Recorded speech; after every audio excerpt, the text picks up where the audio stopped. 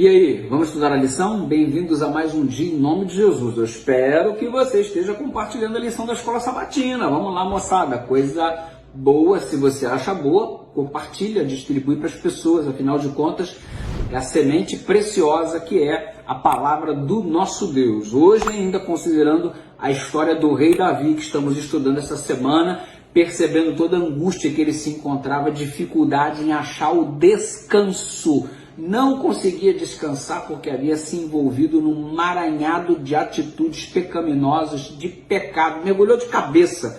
O resultado foi problema sobre problema, problema e mais problema, angústia e mais angústia na vida de Davi. É uma fórmula que se repete na vida de todo aquele que se envolve no caminho do pecado. Angústia sobre angústia, dificuldade mais dificuldade, o pecado só gera isso. O pecado até te engana um pouquinho, te gerando um pouquinho de prazer momentâneo, esdrúxulo, passageiro, mas a escravidão que ele proporciona e as consequências angustiantes é que são de fato as coisas mais marcantes quando você está trilhando a estrada do pecado. E aí você percebe uma coisa, Davi tinha o cargo de rei, Davi tinha o cargo de representante de Deus, porque o sistema da monarquia era o rei nas mãos de Deus, esse era o propósito.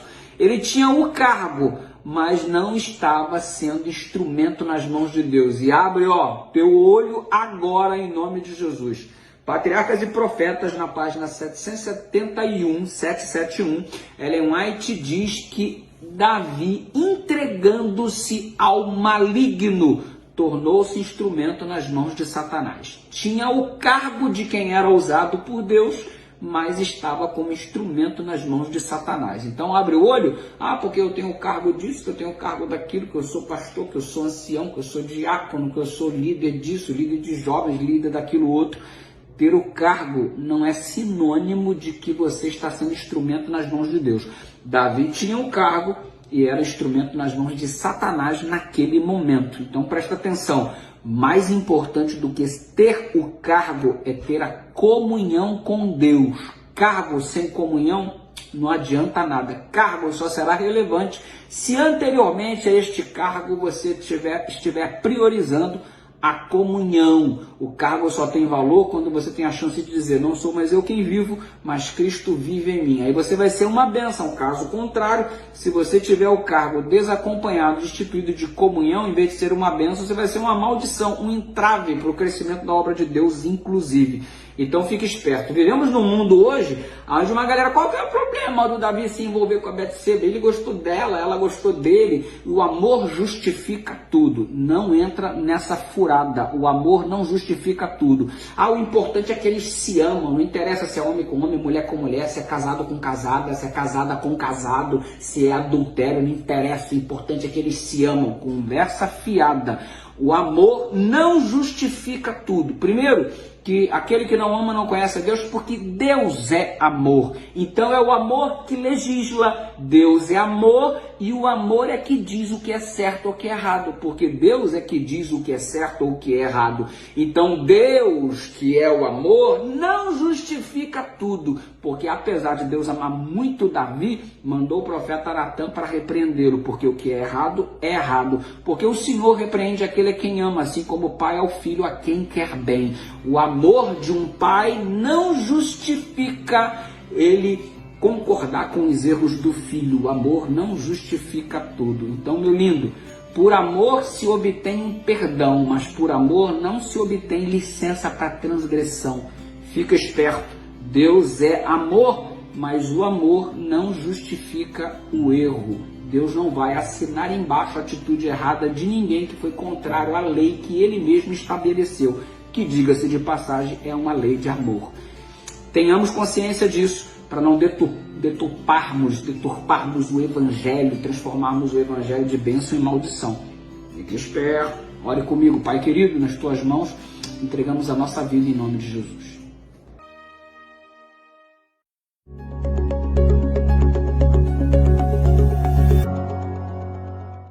E aí, vamos estudar a lição?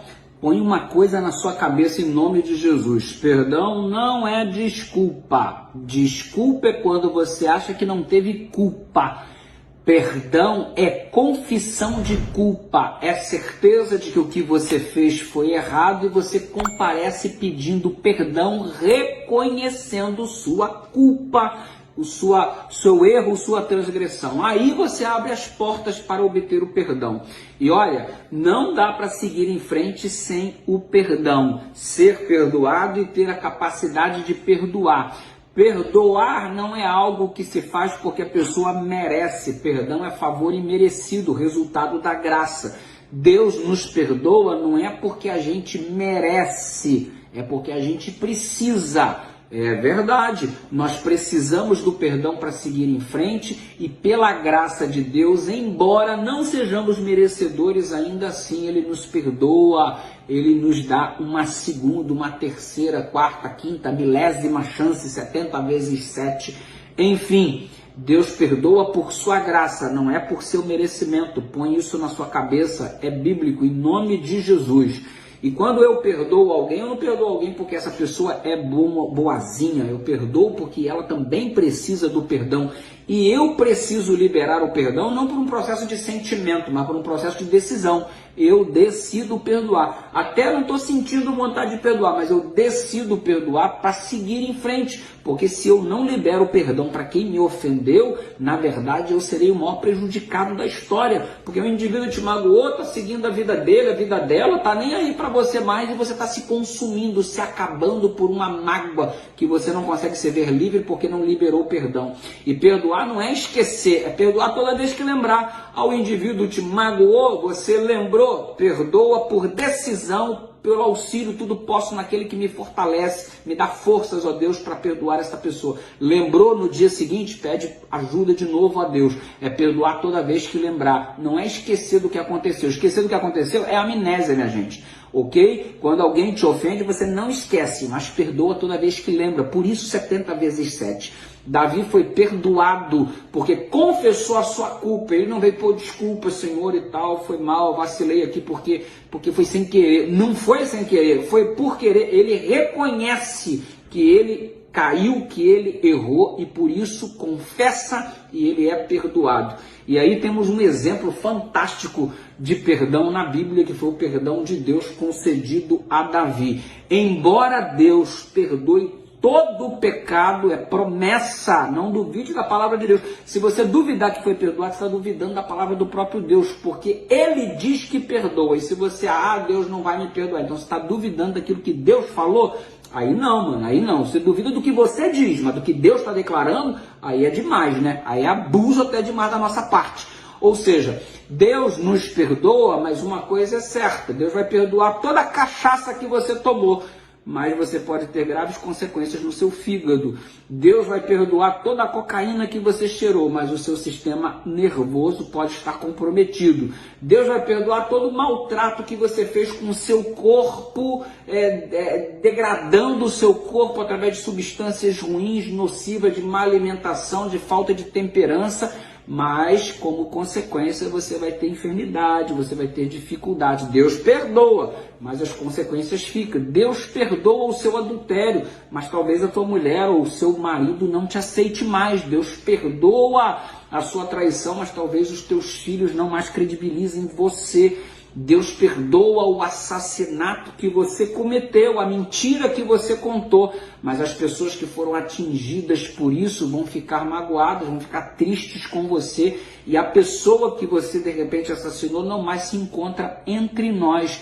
Deus perdoa, mas as consequências estão aí. Deus vai perdoar o seu aborto, mas você vai ter que aprender a lidar com o trauma de que deveria ter uma criança do seu lado e não mais está. E você vai ter que aprender a lidar com isso. São as consequências. Agora, a graça de Deus nos dá força para lidarmos com as consequências dos nossos pecados.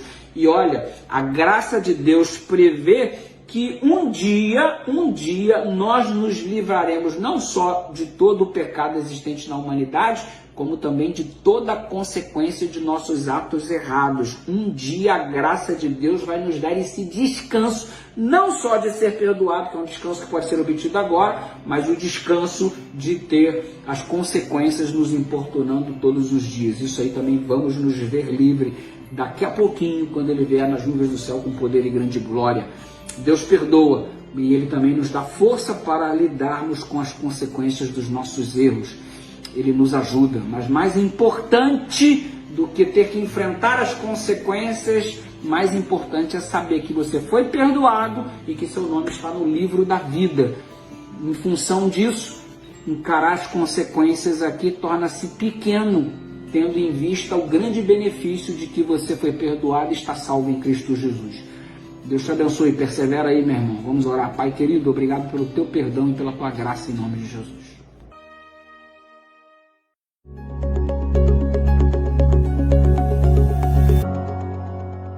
E aí, vamos estudar a lição? Mais um dia em nome de Jesus. Vamos em frente, juntos, persevera, meu filho. Insista, persista, não desista. E compartilha a lição da Escola Sabatina. Segue a gente nas redes sociais, Instagram aí, PR Dudu, no canal do YouTube, PR Dudu Batista, Facebook, Eduardo Batista da Silva. E joga essa lição pro mundo em nome de Jesus. Se eu te falar aqui, ó, cria em mim, ó Deus, um coração puro e renova em mim um espírito, e renova dentro de mim um espírito inabalável. É a oração do Salmo 51, verso 10. É Davi se reconciliando com Deus. Agora anote, você percebeu? Cria em mim, ó Deus, um coração puro. Quem cria em você um coração puro não é você mesmo, é uma ação de Deus na sua vida.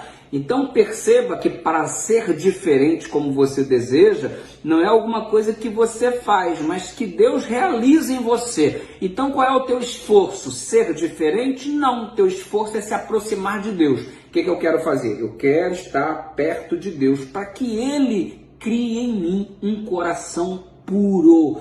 Então, não é a partir de hoje eu vou ser puro, eu vou ter um coração diferente, eu vou fazer, eu vou acontecer. Tu não faz nada, tu não acontece nada. É Deus quem opera em você o querer e o efetuar. Mas você se aproxima dele para que ele faça o que só ele pode realizar, que é a transformação do seu coração. Então, para com essa conversa, eu vou fazer isso para chegar perto de Deus, para voltar para Deus, eu tenho que deixar isso, tenho que deixar aquilo, não tem que deixar nada. Tu não tem que abandonar nada. Vou parar de fumar para ir a Deus, vou parar de cheirar para ir a Deus, vou parar de me prostituir para ir a Deus, vou parar de fazer as minhas promiscuidades para ir a Deus. Não, você só vai a Deus e pede, Senhor, cria em mim um coração puro e renova em mim um espírito inabalável. E Ele faz isso em você. Percebe? O Davi voltou para Deus para ser o homem segundo o coração de Deus. Quando ele estava perto de Deus, ele era um homem segundo o coração de Deus. Quando ele se afasta de Deus, ele se torna um homem segundo os desígnios do maligno, afundado, escravizado no pecado e seus respectivos prazeres mentirosos. Diante dessa sequência aí, você precisa ter também um negócio chamado maturidade espiritual. Nós precisamos. Para você entender que Davi é um ser humano. Escuta, quando ele estava perto de Deus, ele foi instrumento de Deus. Quando ele estava perto de Satanás, ele foi instrumento de Satanás. Põe uma coisa na sua cabeça, o momento em que ele está sendo usado pelo diabo não invalida aquilo que ele proferiu quando usado por Deus ele era. Tenha maturidade para entender isso. Por exemplo, ele vai e escreve, o Senhor é meu pastor e nada me faltará. Aí um dia ele apostata, então aquilo que ele escreveu não vale de nada. Claro que vale, porque no momento que ele escreveu, ele estava em harmonia com Deus. E ele foi usado por Deus para proferir as palavras que proferiu. E se um dia ele caiu, não invalida aquilo que ele falou quando estava sendo conduzido e usado pelo Espírito Santo.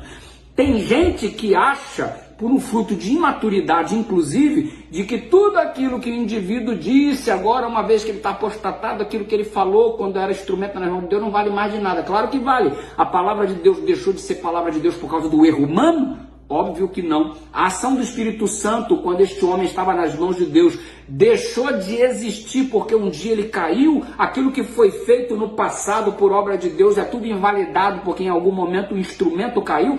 Para de valorizar o instrumento e valoriza o Deus do instrumento.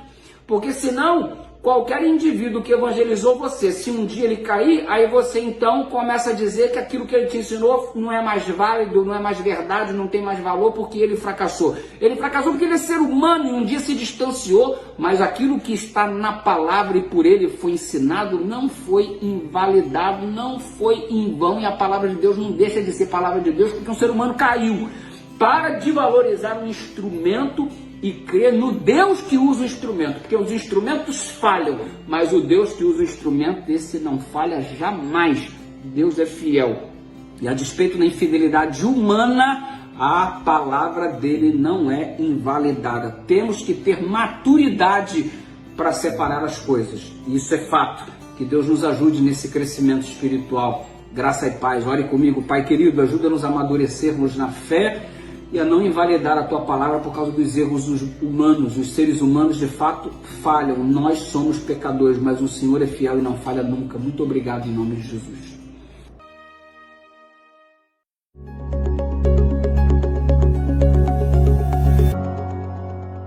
E aí, vamos estudar a lição em nome de Jesus? Antes, porém, de começar o estudo, eu quero dar um aviso, aliás, fazer um convite muito especial a você e toda a sua família, ou quem você quiser chamar. Semana de oração jovem. Eu vou ter a alegria de começar a semana de oração agora, no próximo sábado, dia 24 de julho. Estou te convidando. Sábado pela manhã, 9h30 da manhã, no canal do YouTube Adventistas Bahia Sergipe. E também no Facebook, Adventistas Bahia Sergipe. Vem assistir a Semana de Oração Jovem com a gente. Eu vou ter a alegria de estar pregando alguns textos do Apocalipse e quero convidar você. Ao longo da semana, de domingo em diante, 19h30, no mesmo canal Adventistas Bahia Sergipe. Vai ser uma semana muito especial e por isso quero convidar você para vir comigo estudar algumas coisas muito especiais do livro do Apocalipse. Vem em nome de Jesus, coloca aí na sua agenda, compartilha para as pessoas, vai ser bênção em nome do Senhor. Olha só, hoje nós estamos percebendo que a lição está fazendo um paralelo, assim, uma ligação entre 1 João capítulo 1, verso 9 e Salmos 51, onde Davi pede perdão e ali tem a segurança da promessa de Deus atestada em 1 João de que ele é fiel e justo para nos perdoar de todas as iniquidades. Ou seja, você pode pedir perdão que Deus assegura através da sua palavra que ele perdoa você. E põe uma coisa na sua cabeça, a dificuldade que você tem em perdoar, não a atribua a Deus. Deus não tem a dificuldade que o ser humano tem. Se você tem dificuldade de perdoar as pessoas, não acredita que por causa disso Deus também tem as limitações que você possui de repente. Essa atribuição de características humanas a Deus não é própria, não é adequada. Deus não é detentor de nossas dificuldades. Ele tem facilidade, ele tem prazer em perdoar os seus filhos. Ponha isso na sua cabeça. E uma outra coisa, o Davi chorou pra caramba, ele pediu muito perdão a Deus, e ele pediu até livramento das consequências, ele queria que o filho não morresse, e ele orou, ele pôs o rosto em terra, ele vestiu pano de saco, ele se humilhou, se prostrou ao chão, ficou em jejum, ele fez o que pôde, não teve jeito, a consequência veio, o filho morreu. E diante disso ficou claro que ele estava perdoado, mas tinha que assimilar a pancada, as consequências dos seus atos. Se você é homem para fazer ou cometer o erro, também tem que ser homem para assumir aquilo que você fez em termos de consequência, não tem jeito. E olha, diante disso daí, eu quero que você entenda que no momento em que Davi recebeu a notícia de que seu filho estava morto, então ele não fica mais prostrado com o rosto em terra, ele não fica mais vestido com pano de saco, ele não fica mais sem se alimentar. Ele levanta, ele se alimenta, ele faz a sua higiene pessoal, ele volta para sua mulher e ainda vai namorar com a mulher. Ou seja, vida que segue, porque você chora o tempo que tem que chorar, mas a hora que tem que levantar, irmão. É vida que continua, é vida que segue. E Deus te dá forças para você se erguer. Aliás, Ele te ergue para você seguir em frente. Então tem tempo de chorar, tem tempo de lamentar. Ele chorou, lamentou, o filho morreu, não tinha mais o que fazer. Ele levantou para tocar a vida em frente. Vida que segue em nome de Jesus Cristo. E vou te dizer uma coisa, olha o que a profetisa diz em Patriarcas e Profetas. Ela declara assim acerca da história de Davi. É uma declaração assim contundente, impressionante. Está lá na página 771, 772. Dá uma folheada que você vai ler toda a história, vai degustá-la. E diz assim, ó, o Senhor o levantou. Deus ergue o ser humano. Estava agora Davi em mais completa harmonia do que antes de ter cometido o pecado. Davi teve uma experiência com Deus mais profunda nessa segunda fase da sua vida do que anteriormente à queda. Ei, você caiu? Deus te levanta e Deus ainda é capaz de te dar uma experiência com Ele mais intensa do que você tinha antes da queda. É isso aí. Os homens podem até duvidar, as pessoas podem até não acreditar que você tem a capacidade de se erguer, auxiliado por Deus, ajudado por Deus. As pessoas podem até acreditar que você nunca mais vai ser o que era mesmo, mas não vai ser mesmo. Nunca mais você vai ser o que era antes, você vai ser melhor. Foi o que Deus fez com Davi e pode fazer conosco também. Eu creio, você crê? Ore comigo. Pai querido, levanta-nos, erga-nos e que sejamos melhores do que anteriormente, em nome de Jesus.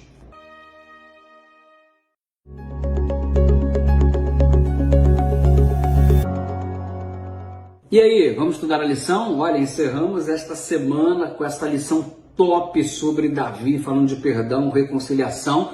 E é claro, eu quero também te estender o convite para a semana de oração. Começa amanhã, sábado 24, vai se estender até 31 no outro sábado. Sábado 24 e 31, 9h30 da manhã, no YouTube e Facebook, canal Adventistas Bahia Sergipe. Anota aí, querido, anota, querida. E vem com a gente para essa semana de oração super especial. De domingo a sexta-feira, ao longo da semana, será sempre às 19h30 no mesmo canal. Você é nosso convidado especial, compartilha com todo mundo, fala para geral se conectar. Vai ser uma semana jovem muito especial, terei a alegria de estar pregando para você assuntos bem legais sobre o livro do Apocalipse. Vem com a gente em nome de Jesus, que Jesus se revele ao nosso coração.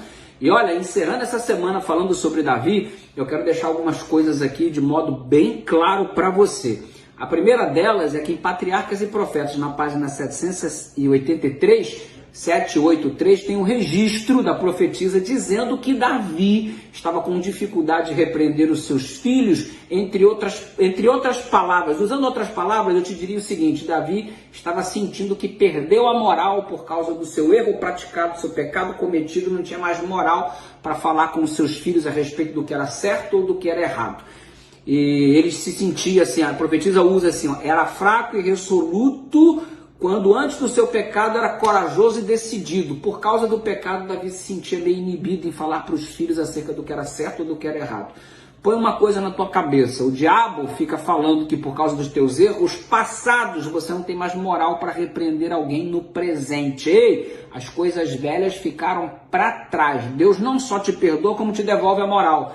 Então, aliás, você só vai ter uma perspectiva de abordagem diferente. Você vai virar para o seu filho: filho, eu já fiz a bobagem que estou dizendo que não é para você fazer. Eu já experimentei a amargura de ter cometido o pecado que estou dizendo para você não cometer. Então, por experiência própria, eu já me dei muito mal ficando distante de Deus. E eu quero te dizer que eu não quero que você passe por aquilo que eu passei. Então você só vai fazer uma abordagem diferente. Você não perdeu a moral, você ainda vai ser instrumento nas mãos de Deus a despeito do erro que você cometeu no passado. As pessoas podem não esquecer, as pessoas podem jogar isso na sua cara o tempo todo, mas Deus te dá moral para você seguir em frente, e a despeito do seu erro no passado, você pode ser bênção, instrumento nas mãos dele para corrigir ainda no presente em função da experiência vivida. Deus vai te dar essa autoridade, põe isso na sua cabeça. E eu quero que você tenha uma outra coisa em mente.